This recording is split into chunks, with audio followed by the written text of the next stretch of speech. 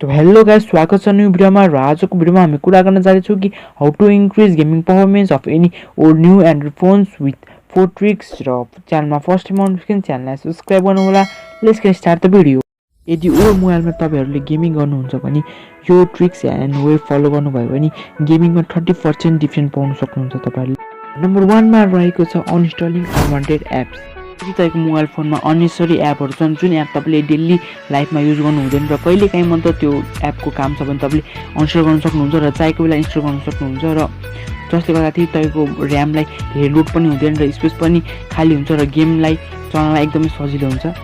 सेकेन्डमा रहेको छ इनेबलिङ एन्ड्रोइड डेभलपर अप्सन। यो अप्सन चाहिँ फोनमा हाइड राखेको हुन्छ र यसलाई मोबाइलमा डिस्प्ले गर्नको लागि तपाईले तपाईको मोबाइलको सेटिङमा गएर एबोर्ड फोनमा गएर त्यहाँ तपाईले देख्न सक्नुहुन्छ बुट नम्बर भन्ने त्यहाँ अप्सन हुन्छ। त्यो अप्सनमा तपाईले 14 टाइम्स क्लिक गरेपछि यो अप्सन आफै डिस्प्ले हुन्छ तपाईको सेटिङमा।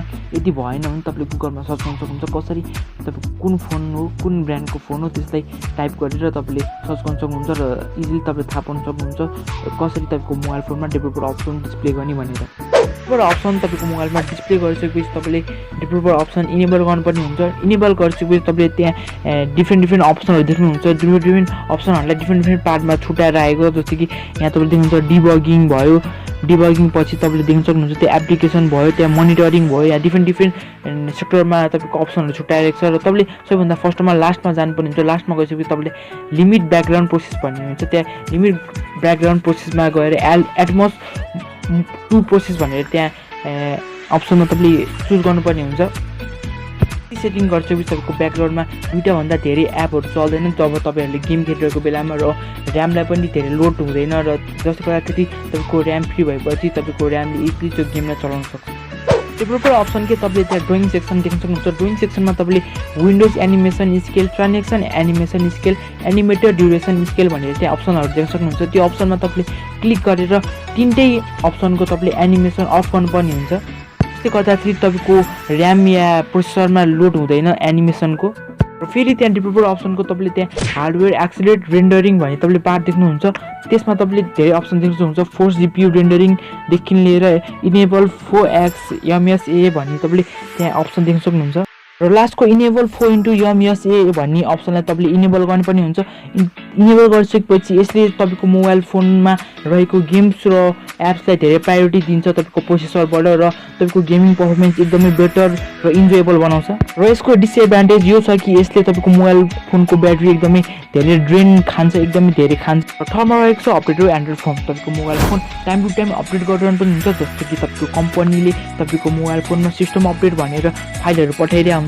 जुन फाइल तपाईको मोबाइल फोनमा तपाईले अपडेट गर्नुपर्ने हुन्छ। अपडेट गरिसकेपछि तपाईको मोबाइल फोनको पर्फर्मेन्स हल्का राम्रो हुनेछ र के बगहरु छ भने फिक्स हुनेछ।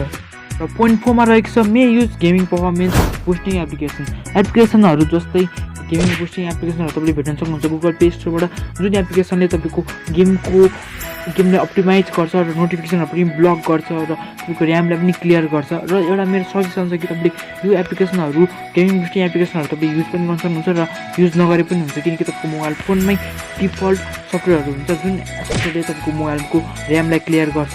यदि छैन भने मात्र यस्तो एप्लिकेसन तपाईले इन्स्टल गर्नुपर्ने हुन्छ तपाईको मोबाइल फोनमा। यदि छैन भने तपाईले नगर्दा पनि हुन्छ, किनकि यसले गर्दा यसले पनि र्यामको स्टोरेज त खाइरहेको हुन्छ। त्यसैले यसलाई गरे पनि हुन्छ, नगरे पनि हुन्छ। र यही वे र ट्रिकहरु युज गरेर तपाईको पुरानो फोनमा तपाईको ल्याग भइरहेको छ भने ल्यागलाई घटाएर इजिली गेमहरु खेल्न सक्नुहुन्छ। गेमिङ पर्फर्मेन्स तपाईको मोबाइल फोनको इम्प्रुभ गर्न सक्नुहुन्छ। र आजको लागि यति नै। भिडियो मन परेमा भिडियोलाई लाइक गर्नु होला, च्यानल मन परे च्यानललाई सब्स्क्राइब गर्नु होला।